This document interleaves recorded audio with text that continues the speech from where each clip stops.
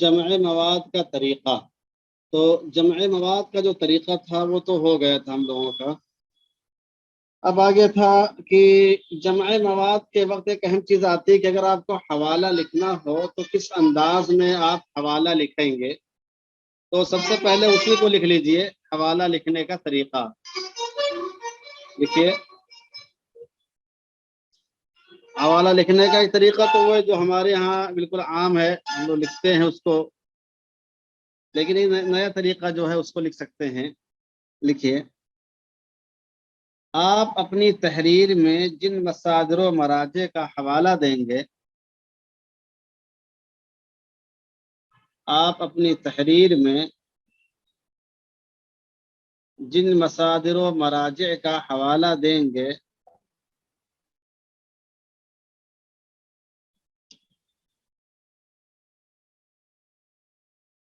या जमع मवाद करते वक्त उनका हवाला नोट करेंगे, या जमع मवाद करते वक्त उनका हवाला नोट करेंगे,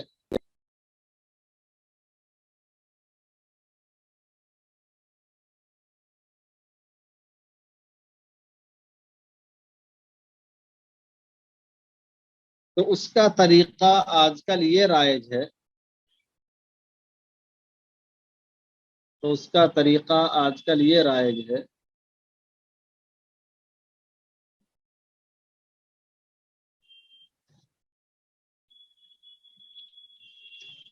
सबसे पहले मुसन्निफ की निस्बत लिखते हैं।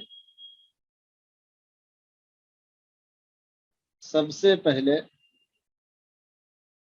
मुसन्निफ की निस्बत लिखते हैं,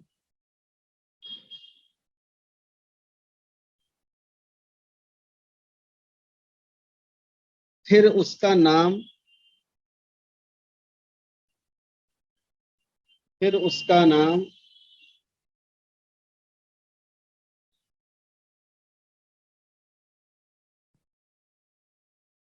फिर किताब का नाम, फिर किताब का नाम, फिर जिल्द नंबर,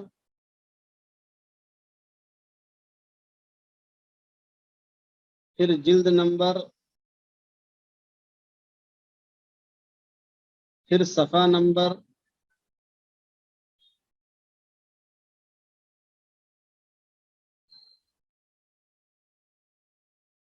फिर जिल्द नंबर, फिर सफ़ा नंबर,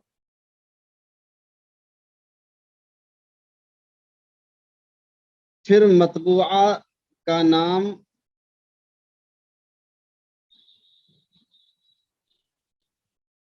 जिसका रम्ज तो इस्तेमाल होता है। तो यानी तो लगा के फिर आगे नाम लिखेंगे तो कारी समझ जाएगा कि मतबा का नाम है ये। फिर मतबूआ जिसका रम्ज तो है, तो इस्तेमाल होता है। आखिर में सने तबाअत लिखा जाता है। आखिर में सने तबाअत लिखा जाता है। तो सबसे पहले मुसन्निफ की निस्बत लिखेंगे, फिर उसका नाम लिखेंगे, फिर किताब का नाम लिखेंगे, फिर जिल्द नंबर और फिर सफ़ा नंबर। देखिए, जिल्द नंबर सफ़ा नंबर के लिए आजकल क्या करते हैं, स्लैश का निशान लगा के लिख देते हैं। जैसे मतलब लिखना है को कि सफ़ा नंबर 144 जिल्द नंबर 2, तो इस तरीके से लिखते हैं। जिल्द 2 इस तरह लिखेंगे, सफ़ा 144। समझ रहे हैं? तो 144 सफ़ा हो गया और जिल्द 2 हो गई। तो जिल्द को पहले लिखते हैं, फिर स्लैश का निशान देते हैं, फिर उसके बाद सफ़ा नंबर डालते हैं। तो वो करते हैं। उसके बाद आखिर में तो लगाते हैं मतबा के लिए कि जैसे जकरिया से शाये है तो जकरिया, सईदिया से शाये तो सईदिया, एचएम सईद कंपनी से है तो एचएम सईद कंपनी लिख देते हैं। दारुल कुतुब अल इल्मिया से शाये है तो क्या लिख देते हैं, दारुल कुतुब अल इल्मिया बैरूत। देखिए, मसलन मसलन अगर आपको उम्दतुल कारी का हवाला देना है, मसलन अगर आपको उम्दतुल कारी का हवाला देना है,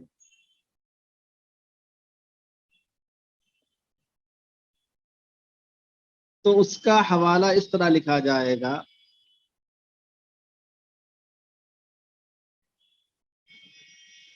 اس کا حوالہ اس طرح لکھا جائے گا،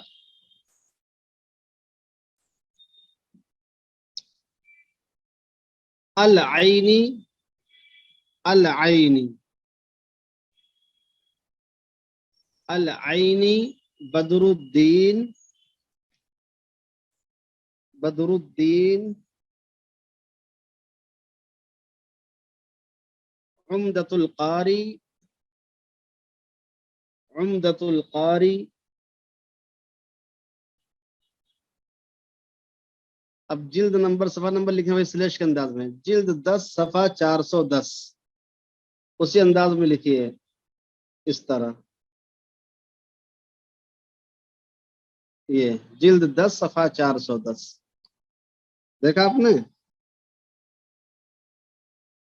العینی بدر الدین عمدۃ القاری، جلد 10 صفحہ 410.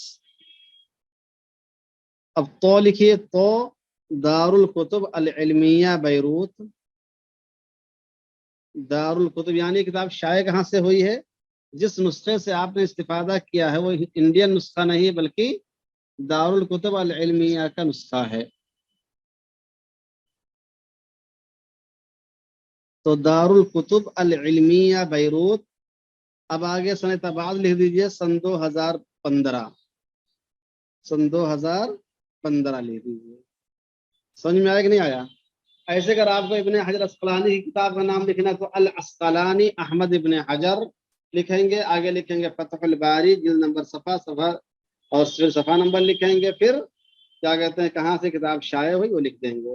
تو یہ ایک لیٹسٹ طریقہ نکلا ہوا ہے آج کل. زیادہ تر جو عربوں کی جو کتابیں شائع ہو رہی ہیں، بطور خاص جو تحقیقی کتابیں شائع ہو رہی ہیں، تو ان میں یہی طریقہ کار اختیار کیا گیا ہے. پیراگراف چینج کریے، لکھیے.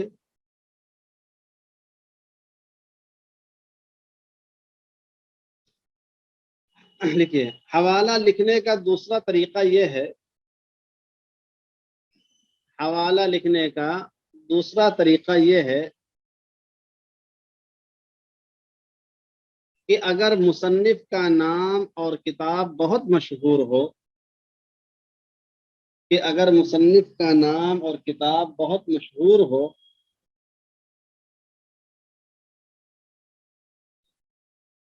تو ناموں کا اشارہ کافی ہوتا ہے.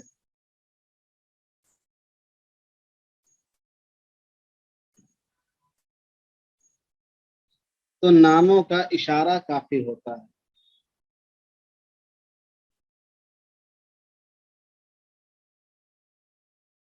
البتہ جلد نمبر، صفحہ نمبر اور باب کا نام ضرور لکھنا چاہیے.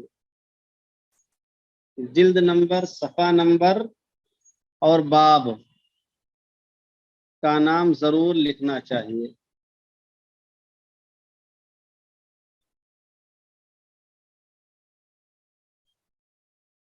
ضرور لکھنا چاہیے.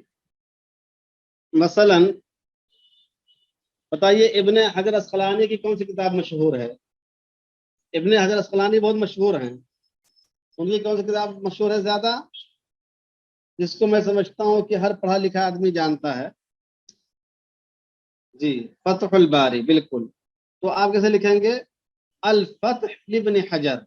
کیا لکھیں گے؟ الفتح لابن حجر. تو مطلب کیا نکلا؟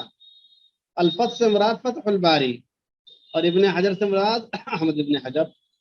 الفتح لابن حجر، جلد 10 صفحہ 440، جلد 10 صفحہ 440.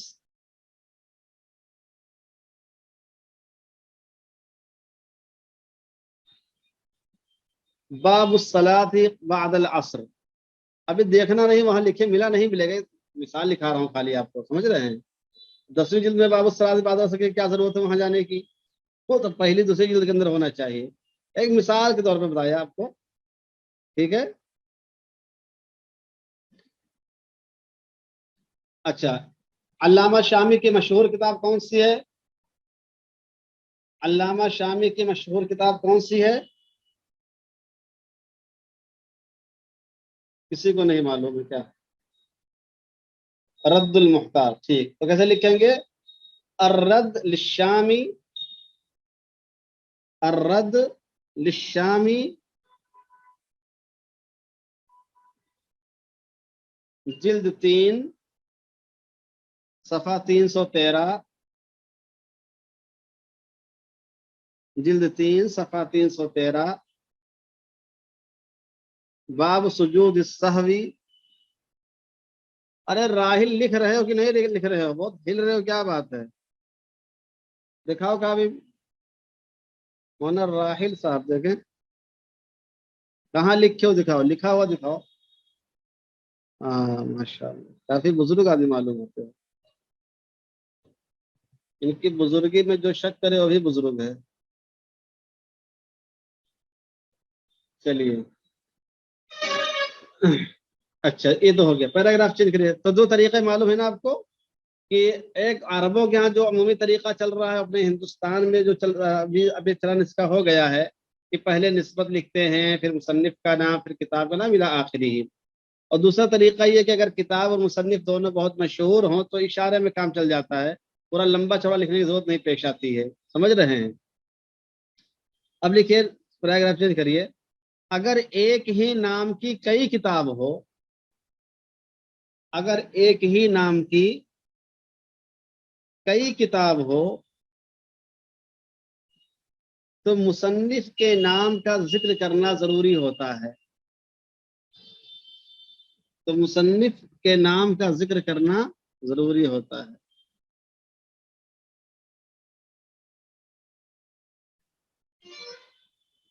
जैसे अल अशबाह वन नज़ायर के नाम की कई किताबें हैं, समझ रहे हैं? अल अशबाह वन नज़ायर एक किताब इब्न नुजैम मिस्री की भी है, एक जलालुद्दीन सयूती की भी है, एक ताजुद्दीन सुबकी की भी है, एक इब्न वकील शाफी की है। अब एक ही नाम से चार किताबें हैं। उर्दू में देखिए, खुतबात बिंगलौर, खुतबात बिंगलौर एक मौलाना खालिद सैफुल्लाह रहमानी साहब की है, एक मौलाना सलमान हुसैन नदवी साहब की है, और एक शायद किसी और साहब की है। ऐसा ही पाजा सुराग जिंदगी, पहले सिर्फ मौलाना अली मियां नदवी साहब की थी, अब फिर जुल्फिकार साहब की भी किताब आ गई। तो अब पाजा सुराग जिंदगी का आपने हवाला दिया, तो कौन सी मुराद है? बात समझ में आई? अरे बात समझ में आ रही कि नहीं आ रही साहब? हाँ। तो अगर एक ही नाम की कई किताब हो तो मुसन्निफ के नाम का जिक्र जरूरी हो जाता है। जैसे अल अशबाह वन नज़ाइर,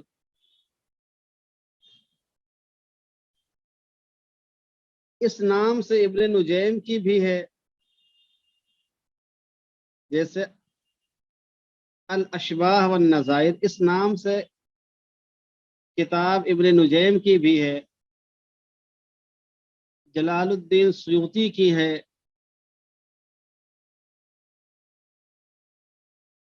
जलालुद्दीन सयूती की है, ताजुद्दीन सुबकी की है,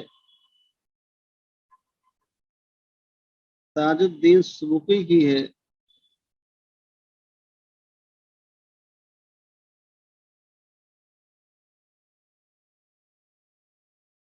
इब्ने वकील शाफी की भी है। तो अगर आपको इब्न नुजैम की किताब का हवाला देना है तो क्या लिखेंगे? अगर आपको इब्न नुजैम की किताब का हवाला देना है तो क्या लिखेंगे? अल अशबाह वन नज़ाइर लिब्न नुजैम, अल अशबाह वन नज़ाइर लिब्न नुजैम। अब यहाँ पर नाम का इशारा करना जरूरी होगा। अल अशबाह वन नज़ाइर लिब्न नुजैम, जिल्द 1 सफ़ा 103, जिल्द 1 सफ़ा 103। अब कहाँ से शाये है वो भी लिख दे तो ज्यादा अच्छा है। मकतबा जकरिया देवबंद, मकतबा जकरिया देवबंद।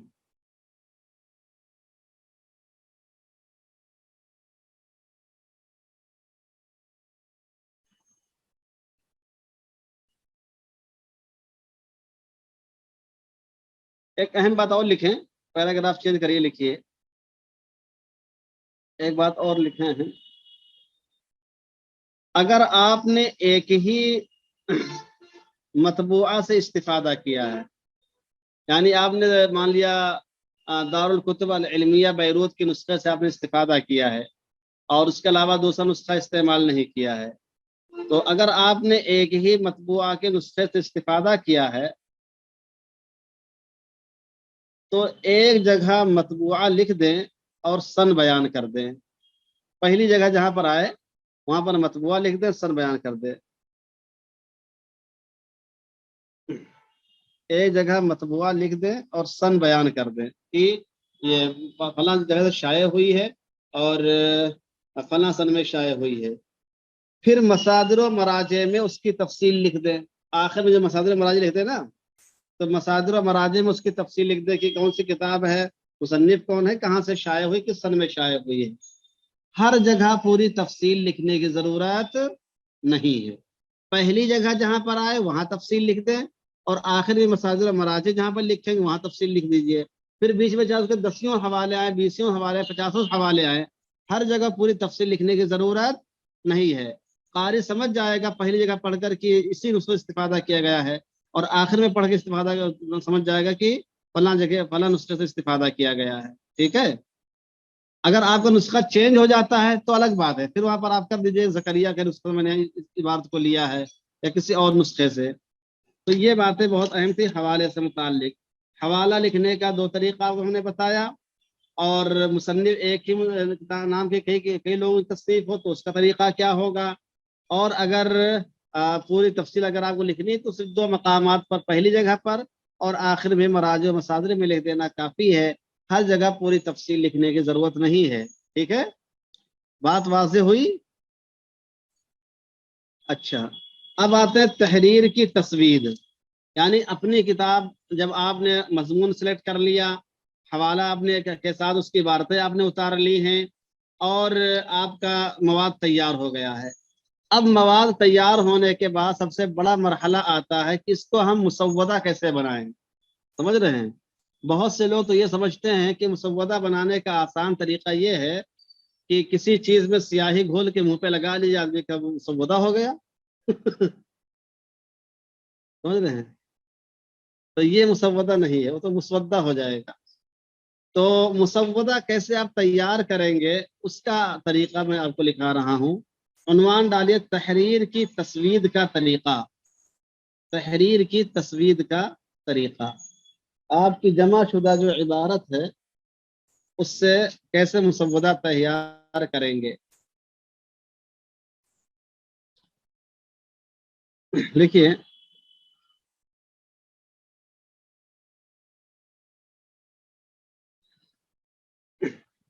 लिखिए, उन्वान मुंतखब कर लेने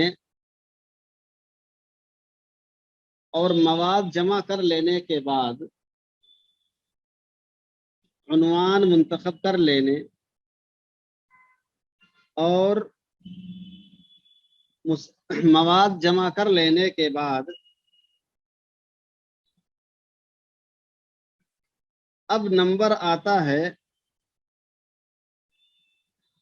कि तहरीर को मुसव्वदे की शक्ल कैसे दी जाए। तहरीर को मुसव्वदे की शक्ल कैसे दी जाए।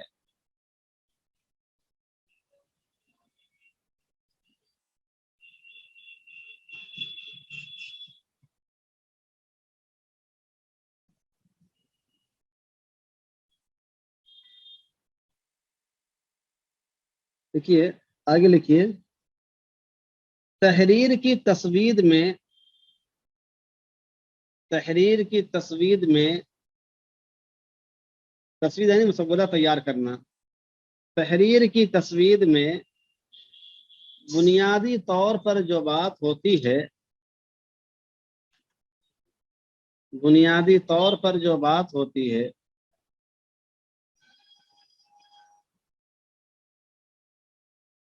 कि आपके मुताले का जो निचोड़ कापी में तैयार हुआ है, यानी जितना आपने मुताला किया है, मुताला करते चले गए, उसके बातें नोट करते चले गए, तो वो निचोड़ी तो तैयार हुआ। भाई आपने 10 सफ़ा मुताला किया तो 10 सफ़ा थोड़ी कापी में लिखते हो आप। 10 सफ़ा में से जो अहम अहम इबारतें थी, अहम अहम दलाइल, तो उन्हीं को तो आपने लिखा है। 10 सफ़ा तो नहीं कर लिया। آپ نے کسی کتاب کے 50 صفحات پڑھے تو کیا 50 اتار لیتے ہیں؟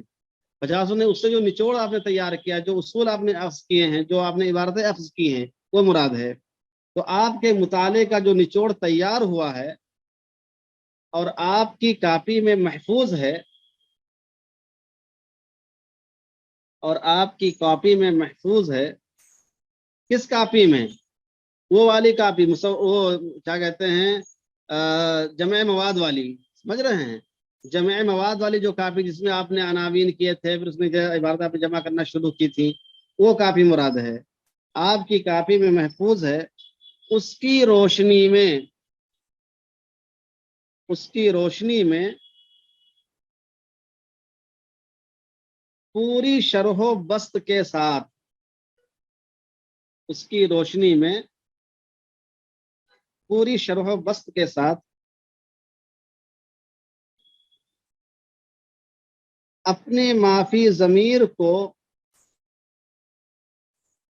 ان عبارتوں کی روشنی میں، ان دلائل کی روشنی میں، ان تنقیحات کی روشنی میں، اقوال کی روشنی میں، جو بھی چیز آپ نے جمع کی تھی ان کی روشنی میں اپنے معافی ضمیر کو قلم کے ذریعے کاپی میں اتار دیں۔ سمجھ رہے ہیں؟ یہ آپ کو مسودہ تیار ہوگا۔ جو کچھ آپ نے مطالعہ کیا ہے، جو کچھ آپ نے جمع کیا، اس کو آپ کاپی میں ترتیب کے ساتھ، پوری شرح و بسط کے ساتھ، جو بھی آپ کہنا چاہتے ہیں، جو بھی آپ لکھنا چاہتے ہیں، اس کو اپنی کاپی میں آپ شرح و بسط کے ساتھ اتاریں گے۔ یہ کیا ہو جائے گا؟ اس طرح آپ کا مسودہ تیار ہوگا۔ آپ نے مطالعہ کر رکھا ہے، آپ نے دلائل جمع کر رکھے ہیں، آپ نے باتیں جمع کر رکھی ہیں، ان سب کی روشنی میں اب آپ کے ذہن میں جو کچھ پیدا ہو رہا ہے، جو کچھ آ رہا ہے، اس کو سلیقے کے ساتھ، شرح و بسط کے ساتھ اپنی کاپی میں لکھتے چلے جائیں گے۔ جب لکھتے چلے جائیں گے تو یہی کیا ہے؟ مسودہ بنتا چلا جائے گا۔ ٹھیک ہے؟ یہی کیا بنتا چلا جائے گا؟ مسودہ بنتا چلا جائے گا۔ البتہ اس میں چند باتوں کا لحاظ رکھنا ضروری ہوگا۔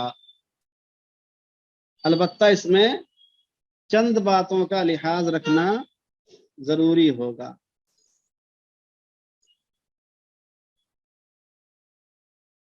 نمبر 1، پیراگراف چینج کر کے لکھیے۔ نمبر 1، مسودہ سمجھا نا کہ مسودہ کیسے تیار ہوتا ہے؟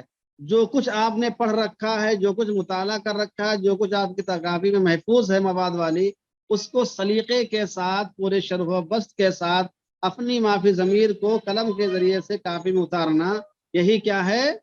مسودہ بناتا ہے۔ یہی آپ کی کتاب تیار ہوتی ہے۔ لیکن اس میں چند باتوں کا آپ لحاظ رکھیں گے۔ نمبر 1، جب آپ اپنی تحریر لکھ رہے ہوں، جب آپ اپنی تحریر لکھ رہے ہوں تو کوشش یہ ہو کہ زبان آسان اور سادہ ہو۔ سمجھ رہے ہیں؟ کوشش یہ ہو کہ زبان آسان اور سادہ ہو۔ اب آپ تقاطر امطار کرنے لگیں گے تو کتنا مشکل ہوگا۔ تقاطر امطار، شبنم بیز ہوائیں، سمجھ رہے ہیں، عطر بیز فضائیں، خمار آلود آنکھیں، تو اس طرح لکھو گے تو بھیا ہم جیسا جاہل آدمی کہاں سمجھ پائے گا؟ سمجھ رہے ہو نا؟ تو کیا ہے؟ زبان آسان اور سادہ ہو، مشکل الفاظ اور لمبی ترکیب سے بچنا چاہیے۔ مشکل الفاظ اور لمبی ترکیب سے بچنا چاہیے۔ جیسے کوئی لوگ لکھتے ہیں نا، مشکل الفاظ ڈھونڈ لاتے ہیں، شب دیجور۔ اب وہ گاؤں کا آدمی شب کیا جانے، دیجور کیا جانے۔ ایک صاحب تو کتاب پڑھ رہے تھے، اس میں لکھا تھا کہ پیرانا سالی، تو دوسرے صاحب کہہ رہے کہ سالی تو سمجھ میں آ رہا ہے، کیسا کہتے ہیں پیرانا کیا، یہ نہیں معلوم ہے۔ تو تیسرا کہہ رہا ہے کہ سالی کی شادی پیرانا گاؤں میں ہوئی مراد ہے۔ تو اس طرح کے الفاظ مت دیکھیے کہ لوگ دھوکہ کھا جائیں۔ پیرانا سالی، تو کیا بتایا کہ مشکل الفاظ اور لمبی ترکیب سے بچنا چاہیے، غیر مانوس محاورے استعمال نہیں کرنا چاہیے، غیر مانوس محاورے استعمال نہیں کرنا چاہیے، تاکہ ہر کس و ناکس آپ کی تحریر کو سمجھ سکے۔ ताकि हर कस व नाकस आपकी तहरीर को समझ सके। हमारे मौलाना वली रहमानी साहब बड़ा अच्छा जुमला फरमाया करते थे। वो कहा करते थे कि जो तहरीर लिखें, तहरीर हमेशा आसान लिखिए, सहल नहीं। तहरीर हमेशा आसान लिखिए, सहल नहीं। इसलिए कि सहल लफ्ज भी एक मुश्किल लफ्ज है। सहल लफ्ज भी एक मुश्किल लफ्ज है। तो कहते थे कि तहरीर हमेशा आसान लिखिए, सहल नहीं। हालांकि मकसद एक है, लेकिन अल्फाज में थोड़ी सी मुश्किल होती है, सकालत पैदा होती है जुबान में। तो बहरहाल पहला पॉइंट क्या है कि जब आप तहरीर लिख रहे हो, चाहे मकाला लिखें चाहे किताब लिखें, आपके अल्फाज जो हैं सादा हों, सलीस हों, शगुफ्ता हों, और बहुत लंबी लंबी तरकीब है कि मुब्तदा पहले सफ़े में, खबर तीसरे के बाद आ रही है। समझ रहे हैं? कभी कभी ऐसा होता है। मौलाना अली बिन नदवी रहमतुल्लाह अलैह के यहाँ देखिए, मुब्तदा मालूम है कि 15वीं लाइन के अंदर है, और खबर क्या आ रही है, 15 लाइन के बाद आ रही है। अब उसमें समझ नहीं पाते इसमें कहाँ से बात शुरू, कहाँ खत्म हो रही है। और फिर उसके अंदर अगर जुमला मुतरज़ा आ जाए तो वो भी एक लंबा लंबा जुमला मुतरज़ा भी होता है, कम से कम आधे सफ़े का जुमला मुतरज़ा आता है। वह वो मौलाना अलीमिया का अपना वो था, मिजाज था। अमूमी तौर पर उससे बचना चाहिए, उस तरह की तहरीरों से। इसलिए कि आम आदमी मौलाना अलीमिया की तहरीर से नहीं पढ़ पाता है। मौलाना मंजूर नमानी की तहरीर हर कोई पढ़ लेता है, शेख ज़करिया की फ़ज़ाइल अमाल हर कोई पढ़ लेता है। इसलिए कि तरकीबें छोटी छोटी हैं, आसान अल्फाज इस्तेमाल किए गए हैं, तो इस्तिफादा आसान है उससे। नंबर 2, जिस फन से मुताल्लिक आप लिख रहे हैं,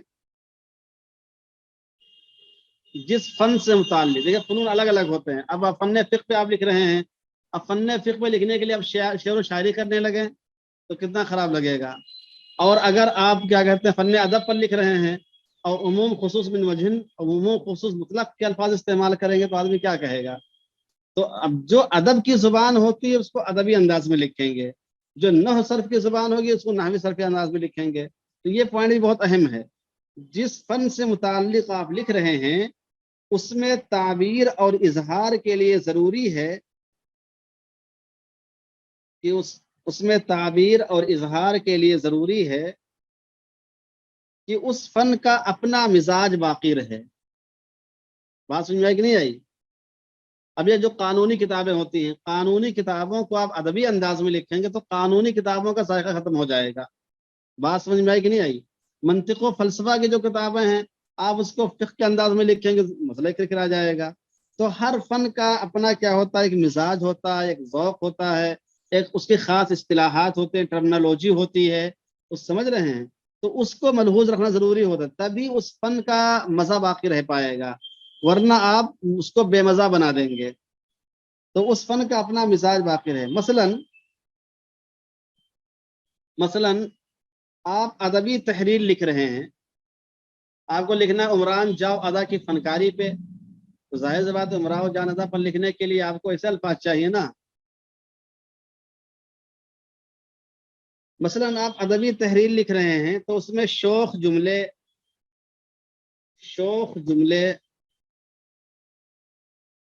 शुआरा के अशार, शोख जुमले जानते हैं, चटकीले, थोड़ा सा नमक मिर्चा लगा हुआ, ये समझ लीजिए कि स्पाइसी बिल्कुल। मौजूदा जुबान में क्या बोलते हैं उसको, वो चाइनीज, चाइनीज आइटम बिल्कुल होना चाहिए। शुआरा के अशार, तलमीहात, इशारे व किनायात, इशारे व किनायात, तंजो मिजाह, तंजो मिजाह बेहतर और अच्छा मालूम होता है। तो अदबी तहरीर में इस तरह लिखेंगे आप। लेकिन अगर आपको कोई इस्लाही मजमून लिखना है, तो अगर आपको मुस्लिम नौजवान लड़कियों की इर्तिदाद पे लिखना है तो उसमें आप इस तरह शान लिखेंगे, शौक जुमले लिखेंगे, तंजो मिजाह लिखेंगे। समझ रहे हैं? तो जाहिर सा नहीं चलेगा। एक मौलाना साहब थे, एक बार की छोटा मोटा चुटकुला सुनिए। एक मौलाना साहब तकरीर कर रहे थे और कहने लगे कि आजकल की नौजवान लड़कियां हैं, बाजारों में घूमती हैं, पैंट शर्ट पहनती हैं, اور سینہ نظر آتا رہتا ہے، ران دکھتی رہتی ہے، اور سر کے بال کھولے ہوئے ہوتے ہیں، سارے اعضا دھڑکتے رہتے ہیں. ایک آدمی کھڑا ہوا کہنے لگا مولانا صاحب تقریر کریے، موڈ مت بنائیے. تو ظاہر سی بات ہے آپ مسجد میں اس طرح کی تقریر کریں گے تو نوجوانوں کا کیا حال ہوگا. تو اس طریقے سے خطبہ کو بھی لحاظ رکھنا چاہیے، تحریر تک کے نہیں ہے. اگر آپ اصلاحی تقریر کر رہے ہیں تو اس طریقے کی باتیں اگر آپ مسجد کے اندر کریں گے تو نوجوان کیا کہیں گے؟ وہ یہی کہیں گے کہ آپ موڈ مت بنائیے اور تقریر کیجیے. تو اس لیے اس کا صرف تحریری سے تعلق نہیں ہے، بلکہ کیا ہے، خطابت سے بھی اس کا تعلق ہے کہ آپ اسی طرح کی باتیں کریے جو اس جگہ کے لیے، اس موضوع کے لیے مناسب ہو. سمجھ رہے ہیں؟ اچھی بات. پیراگراف چینج کر لکھیے. یہ تو ہو گیا ادبی انداز پہ اگر آپ لکھ رہے ہیں تو اس طرح کے جملے ہوں، طنز و شوقی ہونی چاہیے، تحریر میں گفتگو ہونی چاہیے، اشعار تلمیحات ہونے چاہیے. لیکن آپ اخلاقی مضمون لکھ رہے ہیں، لکھ رہے ہیں تو اس میں دل کو متاثر کرنے والے جملے،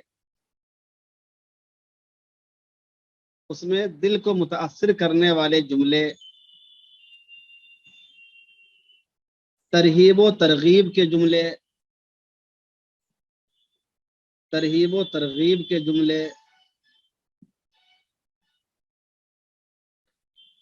سلف صالحین کے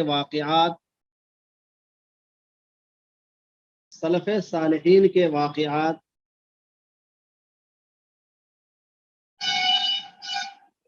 مجرموں اور گنہگاروں کے عبرتناک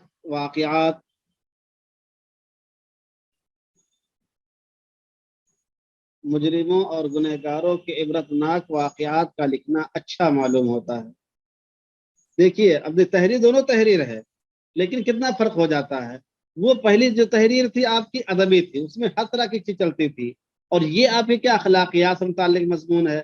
اب اس میں اس طرح کی چیز، پہلے والی چیز نہیں چلے گی. اس کے لیے آپ کو متاثر کرنے والے جملے ہوں، ترغیبی جملے ہوں، ترہیبی احادیث ہوں، سلف صالحین کے واقعات ہوں، بزرگوں کے واقعات ہوں، اور جو لوگ مجرم ہیں، گنہگار ہیں، ان کے کیا نام ہے، عبرت سے متعلق، سزاؤں سے متعلق جو چیزیں وہ ذکر کریں گے. اب یہ آپ کا مضمون کیا ہے، اچھا تیار ہوگا اس موضوع کے اعتبار سے. تو جس فن پر آپ لکھ رہے ہوں، جس موضوع پر آپ لکھ رہے ہوں، اس کو ملحوظ رکھنا بہت ضروری ہوتا ہے. ٹھیک ہے، ایک دو بات. نمبر 3 لکھیے.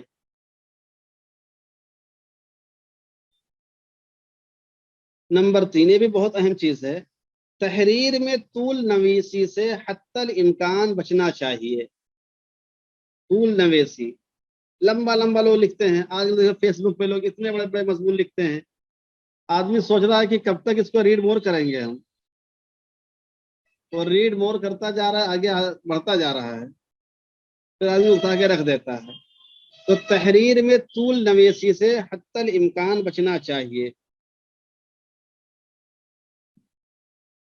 کیونکہ طول نویسی سے پڑھنے والے کو اکتاہٹ ہوتی ہے.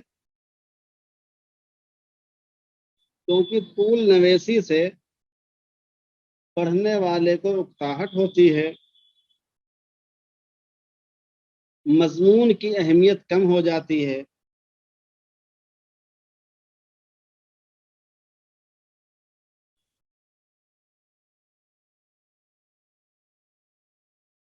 مثال کے طور پر کسی مقالے میں آپ 10 آدمیوں کی بحث نقل کریں. آپ نے اس میں لکھا کہ امام غزالی کا یہ قول ہے، ابن تیمیہ کا یہ قول ہے، اور ابو اسحاق شیرازی کا یہ قول ہے، اور امام رازی کا یہ قول ہے، جساس کا یہ قول ہے، علامہ اسکاف کا یہ قول ہے، فلاں کا یہ قول ہے. سب نے لکھا آپ نے. تو آپ 10 آدمیوں کی بحث نقل کریں اور ہر ایک کی بات کا حاصل ایک ہی ہو. مثلا سب عدم جواز ہی کے قائل ہیں. ٹھیک ہے، امام خصاب بھی کہتے ہیں کہ ناجائز، امام طحاوی بھی کہتے ہیں ناجائز ہے، ابن جریر طبری بھی کہتے ہیں ناجائز، ابن تیمیہ بھی کہتے ہیں ناجائز ہے. تو 10 لوگ ناجائز ہونے کے قائل ہیں، اور 5 لوگ ایسے ہیں جو جائز ہونے کے قائل ہیں. ٹھیک ہے، تو آپ نے 10 آدمیوں کا قول ایک طرف نقل کیا ہے اور 5 کا ایک طرف نقل کیا ہے، ٹھیک ہے؟ تو بحث نقل کریں اور ہر ایک کی بات کا حاصل ایک ہی ہو، تو 10 کی بات الگ الگ نقل کرنے کی ضرورت نہیں ہوتی ہے، 10 کی بات الگ الگ نقل کرنے کی ضرورت نہیں ہوتی ہے، بلکہ کسی ایک کی رائے نقل کر دیں۔ آپ نے لکھ دیا کہ امام طحاوی کی رائے یہ ہے، ٹھیک ہے، بلکہ کسی ایک کی رائے نقل کر دیں اور باقی کی رائے یہی ہے، اور یہ لکھ دیں کہ فلاں فلاں کی رائے بھی یہی ہے، اور باقی کے بارے میں لکھ دیں کہ فلاں فلاں کی رائے بھی یہی ہے۔ تو دیکھیے آپ کے 10 لائن بچ گئی کہ نہیں بچ گئی؟ 10 لائنوں کی بھی بچ گئی، اور 10 لوگوں کی جو اپنے اپنے جن کا خلاصہ ایک ہی نکلتا تھا وہ بوجھ بھی کم ہو گیا۔ تو ایک کی رائے نقل کرے، باقی کہتے ہیں فلاں فلاں کی ابن تیمیہ، احمد ابن حنبل اور ابن قیم اور ابن جوزی، ان حضرات کی بھی رائے یہی ہے۔ تو اب دیکھیے جس چیز کو آپ بہت طول کر سکتے تھے اس کو آپ نے مختصر کیا، پڑھنے والوں کو پورا مواد حاصل ہو گیا۔ تو اس طریقے سے طول نویسی کو اپنے آپ کو بچائیے، اور جہاں تک ہو سکے مختصر تحریر ہو، جامع تحریر ہو، ٹھیک ہے؟ اس طریقے کی چیزیں آئیں تو سب کی رائے نقل کرنے کی ضرورت نہیں ہوتی۔ ہاں کبھی ایسا ہو کہ اس میں 2-3 کی بات ایسی ہے جو اس میں کوئی نئی بات بھی لکھی جا رہی ہے، جسے سب نے لکھا کہ ناجائز ہے لیکن کسی نے لکھا کہ ناجائز ہے، البتہ یہ صورت مستثنا ہے، تو اس کی رائے کو اب باضابطہ نقل کر دیں۔ تو 9 کی رائے ایک طریقے سے ہے، تو 10 کی رائے ایک طریقے سے، لیکن ایک نے ایک بات کا اضافہ کر رکھا ہے تو اس کو آپ ایکسپریشن کے طور پر، استثناء کے طور پر نقل کر سکتے ہیں۔ تو اس سے کیا ہوگا؟ آپ کے تحریر میں جان پیدا ہوگی، آپ کی تحریر مقبول ہوگی، لوگ اسے پڑھیں گے۔ تو 3 باتیں ہو گئی۔ تیسری بات کیا میں نے لکھائی کہ تحریر میں طول نویسی سے آدمی کو اجتناب کرنا چاہیے، بہت زیادہ طول نہیں دینا چاہیے، اس کو سمیٹنے کی کوشش کرنی چاہیے۔ نمبر 4، اپنی تحریر کا تمہیدی حصہ، یہ اپنی کاٹ دیجئے، یہ لکھیے، تحریر کا تمہیدی حصہ بڑی خصوصیت کا حامل ہوتا ہے۔ جہاں سے آپ کی کتاب شروع ہو رہی ہے، جہاں سے آپ اپنی تمہید شروع کر رہے ہیں، وہ بہت اہم کا ہوتا ہے۔ کیا کہتے ہیں؟ First impression is last impression. شروع کا اگر آپ نے اچھا لکھ دیا ہے تو آدمی کیا آگے بڑھتا چلا جاتا ہے، یہ تو اچھا لگ رہا ہے پڑھنے میں، اور شروع ہی میں اگر آپ نے گڑبڑ کر دیا تو کہہ رہے یار تو کسی مطلب ایک کتاب نے کیا لکھ رکھا ہے۔ تو اپنے جو تحریر ہے، تحریر کا جو تمہیدی حصہ ہوتا ہے بڑی خصوصیت کا حامل ہوتا ہے، اس لیے تمہید میں زبان و بیان کو جہاں تک ممکن ہو بہتر بنانا چاہیے۔ اس لیے تمہید میں زبان و بیان کو جہاں تک ممکن ہو بہتر بنانا چاہیے تاکہ قاری کو پڑھنے میں لطف حاصل ہو۔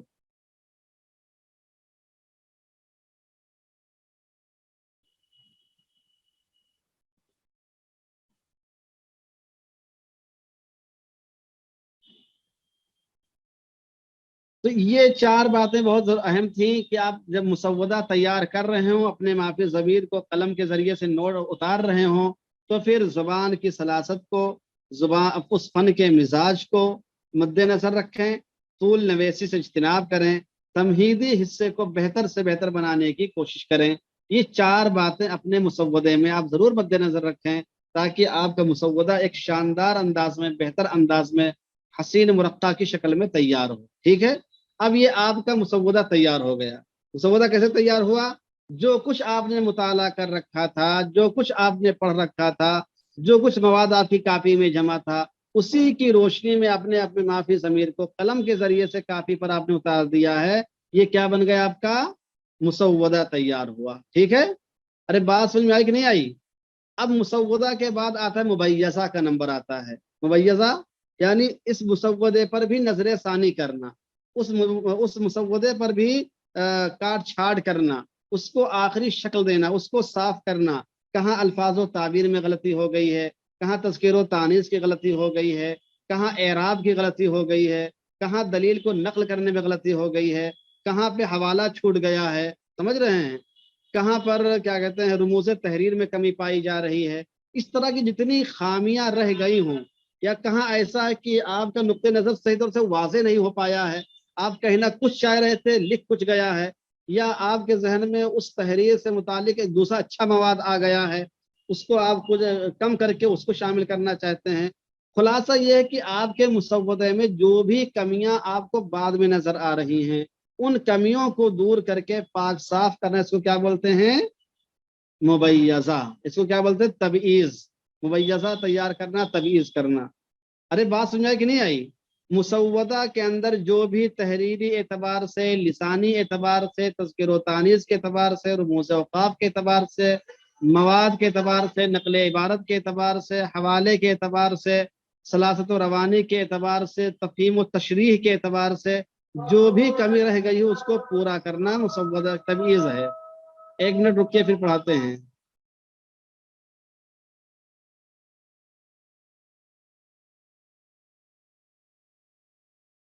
हाँ तो चलिए, ये लिखिए, तहरीर की तबईज का तबईज, तहरीर की तबईज।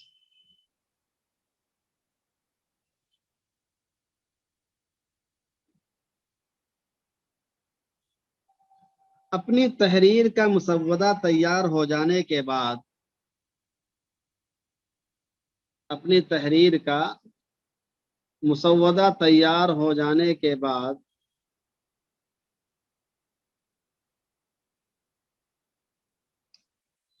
सबसे अहम काम उसका मुबय्यज़ा तैयार करना होता है।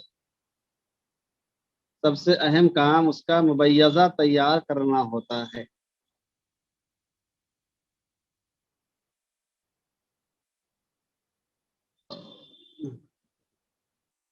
होता है। तमीज का मतलब ये होता है, या तमीज का मतलब ये है, लिखिए, तमीज का मतलब ये है कि मुसन्निफ अपनी तहरीर को एक हद तक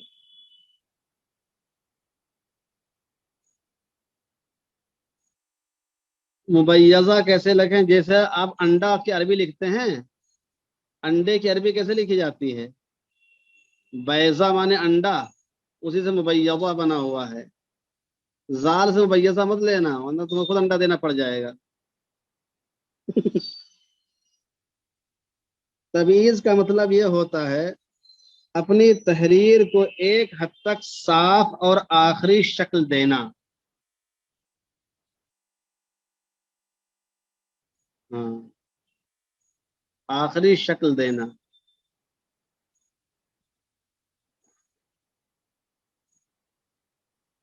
और हर तरह की कमी को दूर करना।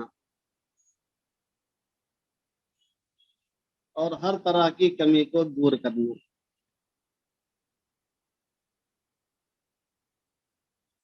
जैसे तज़कीर व तानीस, तज़कीर व तानीस, जुमले की साख्त,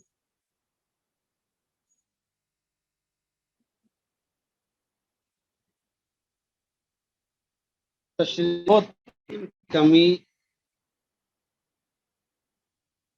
तशरीह व तफहीम की कमी,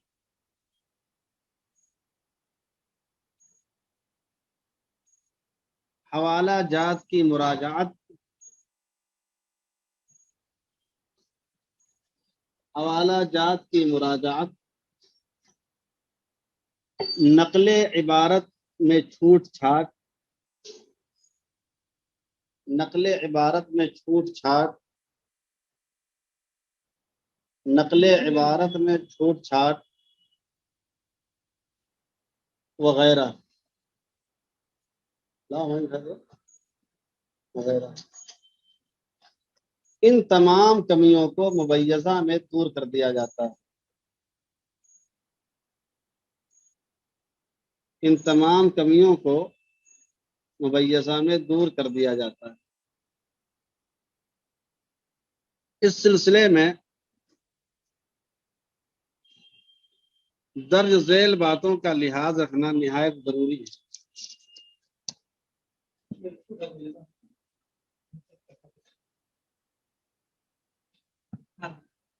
इस लैपटॉप पर इस सिलसिले में दर्ज झेल बातों का लिहाज रखना जरूरी होता है।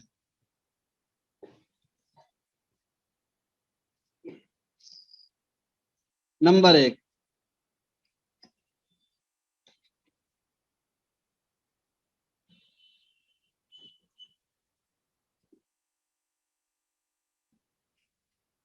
अरबी और उर्दू में लिखते वक्त,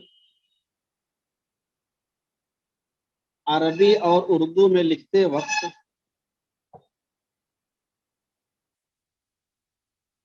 सफा के दाएं जानिब 1.5 इंच, सफा के दाएं जानिब 1.5 इंच। पहले जो फैज वगैरह की कापियां उर्दू की आती थी उसमें ऑटोमेटिक जगह छोड़ी रहती थी 1.5 इंच की। अब चूंकि अक्सर हिंदी कापियां आती हैं तो उसमें बाएं जानिब छोटा रहता है। तो सफे के दाएं जानिब 1.5 इंच और बाएं जानिब 1 इंच, और बाएं जानिब 1 इंच। सफे के बालाई जानिब 1.25 इंच, यानी ऊपर वाला हिस्सा जो होता है। जो रजिस्टर साइज कापियां आती है उसमें देखिए ऑटोमेटिक चीज बनी होती है। सफे के बालाई जानिब 1.25 इंच और नीचे ½ इंच जगह छोड़ देनी चाहिए। ठीक है, यानी जब आप सफा पे लिखें, आप जो सफा तैयार करेंगे अपने लिखने के लिए, तो आपका जो पूरा मैटर रहेगा, जो पूरा जो आपका मुसव्वदा मुबैय्यज़ा रहेगा, वो बीच के अंदर रहेगा। दाहिने जानिब भी जगह छोड़ेंगे आप, बाएं जानिब भी जगह छोड़ेंगे आप, ऊपर भी सब जगह छोड़ेंगे, नीचे भी। जैसे हम तमरीर फतावा कराते हैं ना, तो तमरीर फतावा हम कैसे कराते हैं? दोनों जानिब छोड़वाते नहीं छोड़वाते हैं। दाहिने जानिब भी छोड़ना है, बाएं जानिब भी छोड़ना है, और ऊपर नीचे तो जगह छुटी हुई होती है, कापी के अंदर ऑटोमेटिक रहती है। तो अरबी और उर्दू जब लिखेंगे तो आप सफ़े के दाएं जानिब 1.5 इंच की जगह होनी चाहिए। उसकी वजह क्या होती है? खुदा ना खास्ता आपकी कापी फट जाए और बाइंडिंग कराने की जरूरत पेश आए, या आपने कापी रख दी, चूहा ने काट दिया ऊपर से या पीछे से काट दिया, तो आपका जो असल मवाद है वो ज़ाय नहीं होगा। समझ रहे हैं? या दीमक लग गई, तो दीमक आमतौर से किनारे से लगती है, तो दीमक लगेगी तो किनारे का हिस्सा ही खत्म होगा। असल मैटर तक पहुंचते हुए, आपके मुसव्वदे तक पहुंचते हुए दीमक को टाइम लगेगा। हो सकता है जब तक आप सोकर बेदार हो जाएं या ख्वाब गफलत से होश में आ जाएं। तो ये इसकी हिकमत होती है। दूसरी ये कि इससे तहरीर में खूबसूरती आती है, और ऊपर नीचे दाएं बाएं हर तरफ से जगह छुटी हुई होती है, तो वो एक मुसव्वदे की शक्ल उसके अंदर पैदा हो जाती है। वरना आप ऊपर से शुरू करेंगे और नीचे तक लिखते आएंगे तो समझ ही में नहीं आएगा किताब है या आपने रफ कर रखा है कोई चीज इसमें। तो मुबैय्यज़ा जब तैयार करेंगे तो मुबैय्यज़ा के अंदर ये बात अव्वली नंबर पर मलहूज रखेंगे कि हर तरफ से आप हाशिया जरूर छोड़ें। किताबों की जो तबाअत होती है उसमें भी हाशिए छोड़े जाते हैं, बल्कि उसके अंदर जो दाहिने जानिब का हिस्सा होता है कुछ ज्यादा ही छोड़ा जाता है, क्योंकि वो मशीन से काटते भी हैं, बाइंडिंग में उसकी सिलाई भी होती है, उसके बावजूद भी जगह बच जाती है। तो वो लोग तो ज्यादा छोड़ते हैं, लेकिन आप जब कॉपी में लिखेंगे तो कम से कम 1.25 इंच या 1.5 इंच की जगह जरूर छोड़ेंगे। तो पहली बात तो ये हो गई। दूसरी बात, नंबर 2, पैराग्राफ की पहली सत्र, पैराग्राफ की पहली सत्र बाकी सत्रों के मुकाबले में,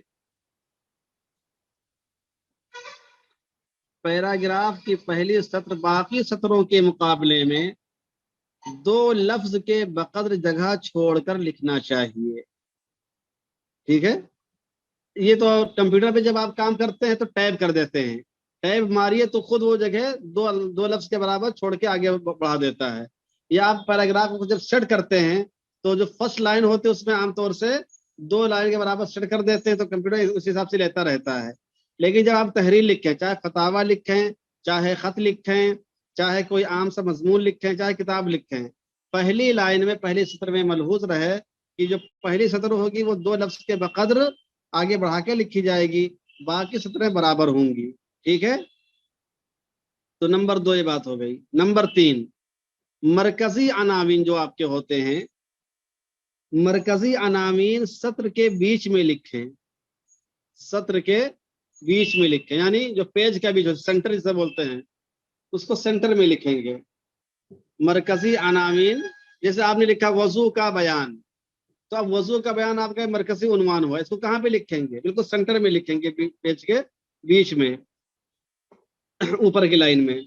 और फिर जब झैली अनामीन लिखेंगे तो उसको दाहिने जानिब, जैसे आपने लिखा वजू का बयान, अब नीचे लिखा कि वजू के फराइज, वजू की शर्तें, वजू की सुन्नतें, वजू के मुस्तहब्बात, कुछ और जरूरी बातें वगैरह वगैरह जो भी लिखे, तो ये झैली अनामीन हो गए। तो जो मरकजी अनामीन होंगे उसको बीच में लिखेंगे, रावी सतर के बीच में लिखेंगे, और झैली अनामीन सत्र के दाएं किनारे लिखेंगे। ठीक है, इसके अंदर दो लफ्ज की जगह छोड़ना जरूरी नहीं है, जहां से आपकी आम लाइन शुरू होती है वहीं से इसको लिखेंगे।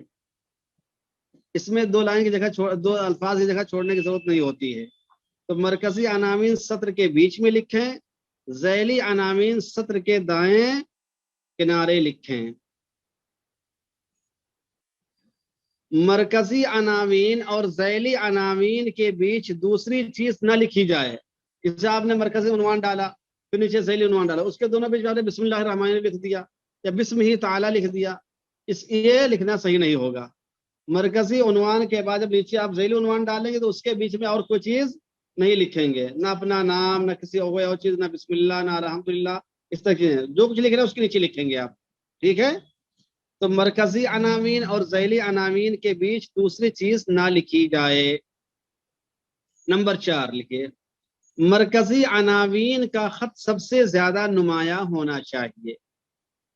मरकजी अनामीन का खत, अब अगर आप कंप्यूटर पे काम करते हैं तो कंप्यूटर पे क्या करते हैं कि मरकजी उन्वान को 24 का फॉन्ट दे दिया, ठीक है, और उसके बाद जो झैली अनामीन होते हैं उसको 20 का दे दिया, और उसके बाद जो आपका मेन मैटर होता है उस मैटर को आपने 18 में कर लिया या 16 में कर लिया या 15 में कर लिया। ये तरीका होता है इस पे करने का, लैपटॉप पे, कंप्यूटर पे। लेकिन जब आप किताब को भी तैयार करा रहे हो तो ये बातें मलहूज रहनी चाहिए आपके। ठीक है, कापी में लिखे तो भी, किताब आप खुद अपने हाथ से किताबत कर रहे हैं तो भी, कंप्यूटर से लिखवा रहे हैं तो भी, तरीक़े कार एक ही रहता है। ठीक है, आलात के बदल जाने से तरीके और मकसद में उतनी ज्यादा तब्दीली नहीं होती है। तो मरकजी अनामीन का खत सबसे ज्यादा नुमाया होना चाहिए और झैली अनामीन का खत उससे कम होना चाहिए। ठीक है,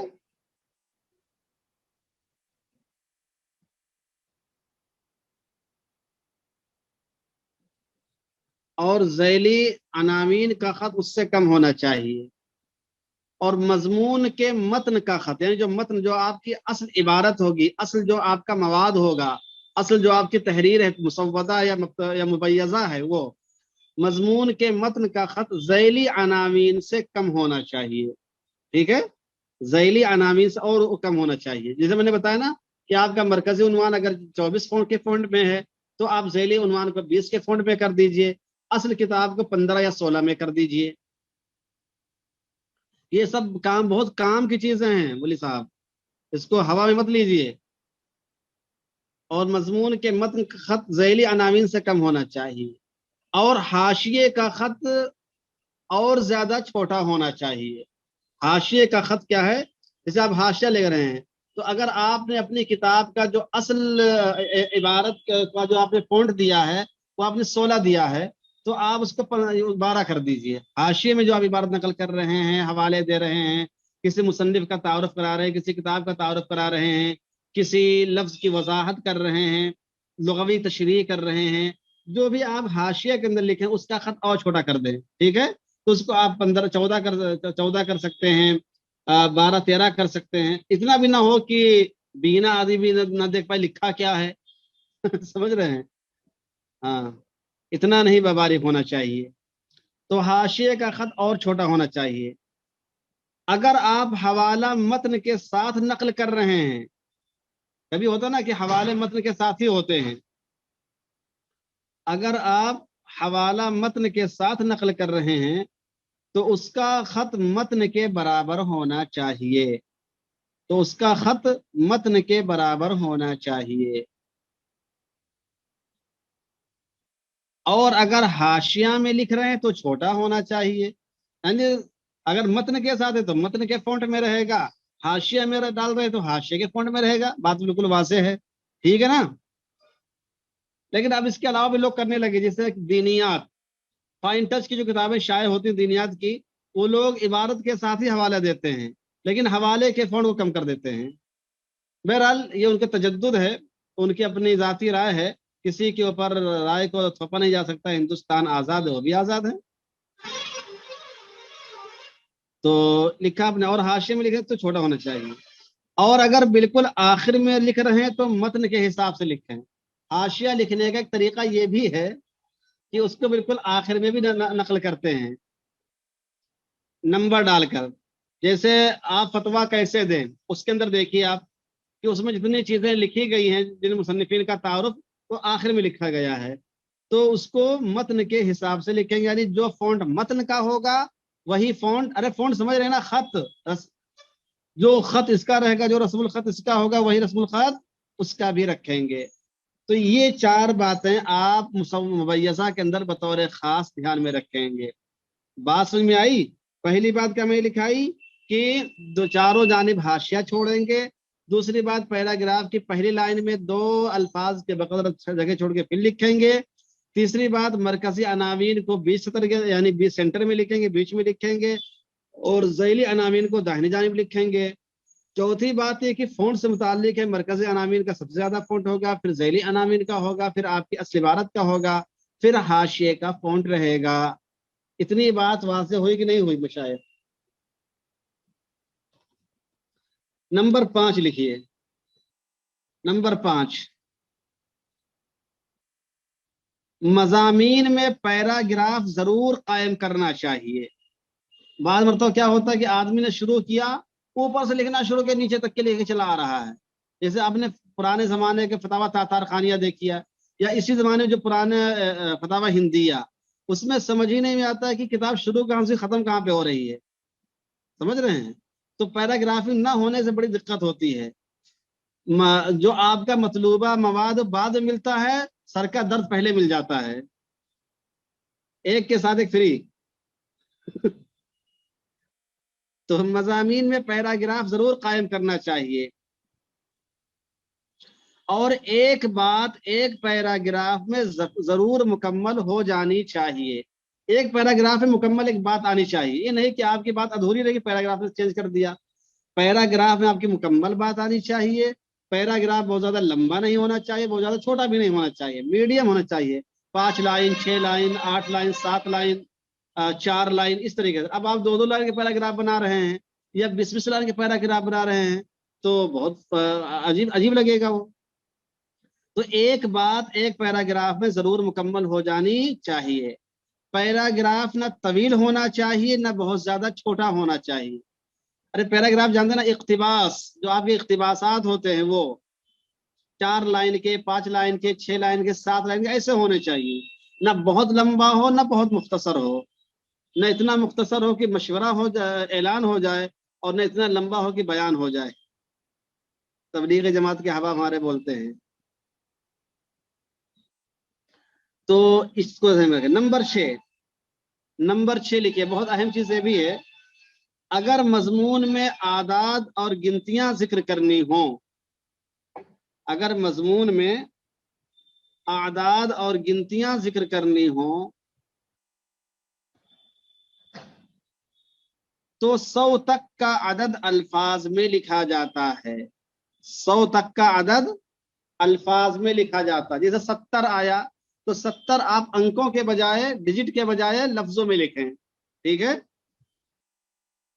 तो 100 तक का अदद अल्फाज में लिखा जाता है। 80 आया तो उसको डिजिट यानी नंबर के बजाय आप उसको अल्फाज में लिखें, लेटर्स में लिखें। अगर मजमून में आदाद और गिनतियां जिक्र करनी हो, तो 100 तक का अदद अल्फाज में लिखा जाता है, और 100 से ज्यादा होने की सूरत में गिनती में लिखा जाता है। आपको 300 लिखना है, 305 लिखना है, 1000 लिखना है, 2000 लिखना है, तो फिर आप गिनतियों का यूज करें। और 100 के अंदर है 99, 98, 70 है, 80, 11 है, 12, 15 है, तो उसको क्या करें, आप अल्फाज की शक्ल में लिखते हैं। तो क्या बताया, अगर मजमून में आदाद और गिनतियां जिक्र करनी हो, तो 100 तक का आदद अल्फाज में लिखा जाता है, और 100 से ज्यादा होने की सूरत में गिनती में लिखा जाता है। अलबत्ता अलबत्ता अगर पैराग्राफ के शुरू में ही गिनती आए तो लफ्जों में लिखना चाहिए। जैसे आपको लिखना कि 1992 की बात है, तो इसका बेहतर तरीका ये कि आप इसको उर्दू में लिखेंगे कि 1992 की बात है कि हिंदुस्तान में एक बहुत बड़ा वाकया रोनुमा हुआ। अब चूंकि आपका पैराग्राफ खुद 1992 से शुरू हो रहा है, तो फिर उसको क्या है, अल्फाज में लिखना चाहिए। हालांकि ये 100 के बाद का नंबर है, 100 के बाद का नंबर, 100 के ऊपर का नंबर है, लेकिन क्योंकि पैराग्राफ शुरू हो रहा है वहां से, तो गिनती के बजाय अल्फाज में लिखना चाहिए। अब आजकल तो लोग लिख रहे हैं, लेकिन जो मजाक सलीम रखते हैं, जो असल तरीक़ाकार है वो यही है कि आप गिनती में कहाँ पे लिखेंगे, लफ्जों में कहाँ पे लिखेंगे। ठीक है, तो अलबत्ता अगर पैराग्राफ के शुरू ही में आए तो लफ्जों में लिखना चाहिए। नंबर 7, सफा नंबर कहाँ पे डालेंगे आप, सफा नंबर कहाँ पे डालेंगे साहब। नंबर 7 लिखिए, सफा नंबर सफे के बीच में, अरे बीच समझते हैं, बिल्कुल बीचों बीच नहीं, ऊपर का बीच। हाँ, फिर मानो बिल्कुल बीच में डालना शुरू कर दिया जगह छोड़ छोड़ के। तो सफा नंबर सफे के बीच में या सफे के बाएं जानिब लिखना चाहिए। सफा के बाएं जानिब लिखना चाहिए।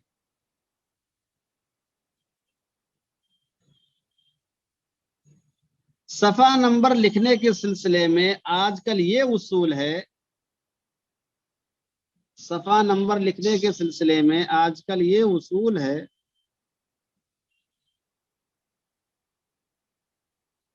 कि सरे वरक में ना लिखा जाए, बल्कि नीचे की तरफ बॉर्डर पर लिखा जाए। नीचे का जो बॉर्डर होता है उस पर, ज्यादातर किताबें आप देखिए जो शाये हो रही हैं उनमें गिनतियां नीचे ही डाली जा रही हैं। खैर आपको इख्तियार है, ऊपर भी डाल सकते हैं, नीचे भी डाल सकते हैं, लेकिन इस जमाने का मिजाज ये बन गया। बतौर खास अरबों के यहाँ जो शाये हो रही किताबें, तो ऊपर उनके यहाँ किताब किताब का नाम और फसल या बाब रखते हैं और नीचे गिनतियां डालते हैं, तो इस तरीके से पूरी किताब मुहित हो जाती है। अच्छा, नंबर 8, एक बात और लिखिए।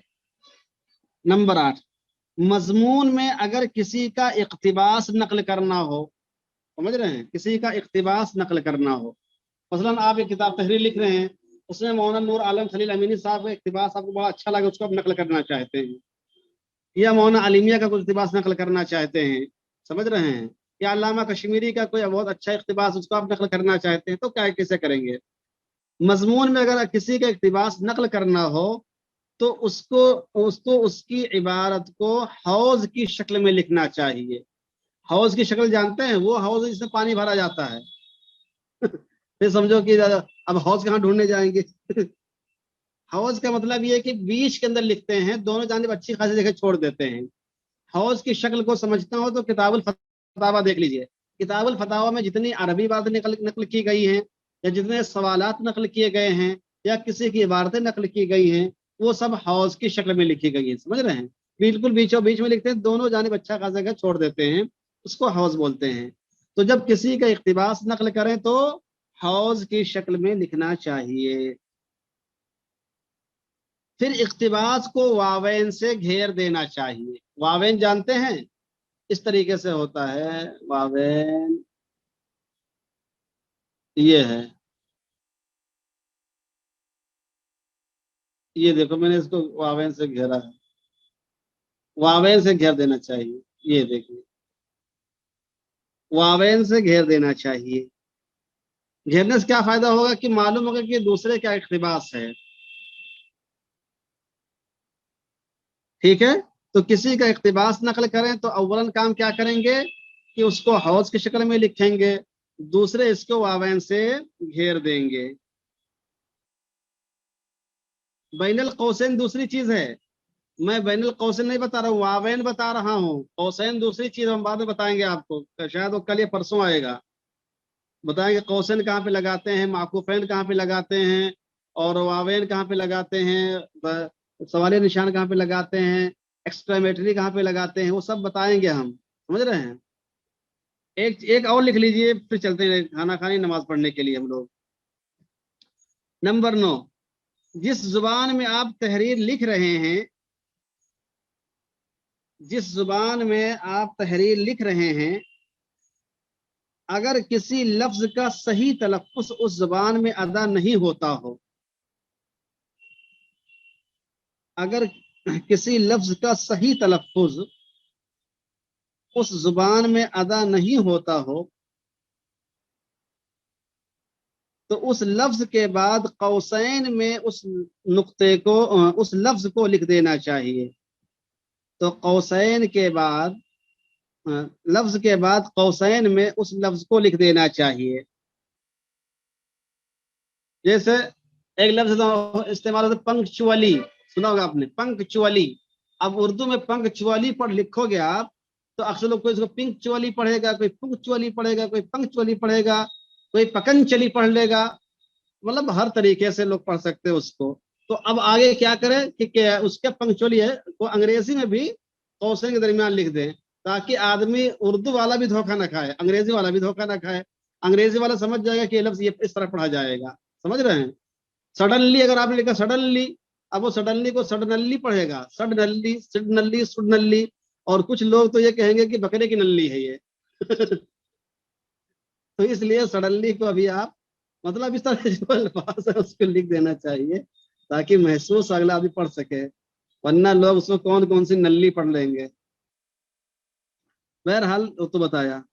तो उस लफ्ज को के बाद कौसैन में उस लफ्ज को असल जुबान में लिख देना चाहिए। इसी तरह अगर अपने अल्फाज में किसी इस्तिलाह का तर्जुमा करना चाहते हैं, इसी तरह अगर अपने अल्फाज में किसी इस्तिलाह का तर्जुमा करना चाहते हैं, लेकिन आपकी इबारत उस लफ्ज को बयान नहीं कर पा रही है, लेकिन आपकी इबारत उस लफ्ज को बयान नहीं कर पा रही है, तो उसको भी कौसैन में घेर देना चाहिए। जैसे लफ्ज उर्फ ले लीजिए। अब उर्फ को आप समझाना चाहें तो मुश्किल होता है कि उर्फ क्या समझाए लोगों को। ऐसे अब इस्तेहसान आपको समझाना कि कयास जली को कयास खफी पर तरजीह दे, कयास जली पर कयास खफी को तरजीह हासिल होती है। अब ये वाज़ेह नहीं हो पा रहा कहना क्या चाहते हैं, तो उसको भी कौसैन से घेर देना चाहिए, ताकि मालूम हो कि ये आपकी अपनी ज़ाती तशरीह है, और ये आइन मुमकिन है कि इसकी तशरीह में और ज्यादा तिवालत पाई जाती हो, इसकी तशरीह में और ज्यादा उसात पाई जाती हो, समझ रहे हैं। तो उसको भी कौसैन से घेर देना चाहिए। एक नंबर और लिख लीजिए, 10 नंबर लिख लीजिए, फिर उसके बाद छोड़ते हैं, बाकी 11 12 आगे बाद में लिख लेंगे। नंबर 10, अगर आप कुरान मजीद की किसी आयत या हदीस को नकल कर रहे हो, अगर आप कुरान मजीद की आयत या हदीस को नकल कर रहे हो, तो सूरत नंबर, आयत नंबर और हदीस नंबर जरूर लिखना चाहिए। तो सूरत नंबर, आयत नंबर, या सूरत का नाम भी लिख सकते हैं, सूरतुल माइदा आयत नंबर 30। सूरत का नाम भी लिख सकते हैं, उससे तायन हो जाती है। सूरत का नाम या नंबर और आयत नंबर, और हदीस है तो हदीस नंबर भी जरूर लिखना चाहिए, ताकि आदमी को वहां तक, आपके हवाले तक पहुंचने में आसानी हो। ठीक है, बस आज का दर्स यहीं पे समाप्त।